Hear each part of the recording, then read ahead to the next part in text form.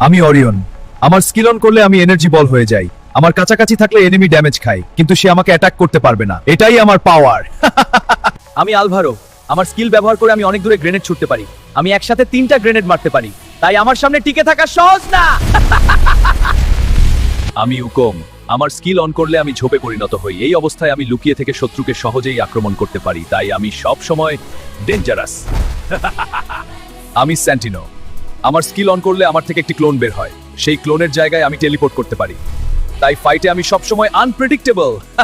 আমি ক্যান্টা। আমার skill on করলে সামনে একটা শিল্ড তৈরি হয়। এই শিল্ড থাকলে শত্রুর আক্রমণে আমি অনেক কম ড্যামেজ পাই, তাই আমি সবসময় ডিফেন্সে স্ট্রং। আমি আলোক। আমার স্কিল অন করলে আমার চারপাশে একটি সার্কেল তৈরি হয়। এই সার্কেল থেকে হেলথ বাড়ে আর মুভমেন্ট স্পিডও অনেক বেড়ে যায়, তাই ফাইটে আমি সব সময় এগিয়ে। আমি কাপেলা। আমি আমার টিমমেটকে দ্রুত রিভাইভ করতে পারি। এর ফলে তাদের মুভমেন্ট স্পিড বেড়ে যায় এবং তারা 50 এইচপি এর একটি শিল্ড পায়, তাই আমি টিমের জন্য সবসময় সাপোর্টে স্ট্রং।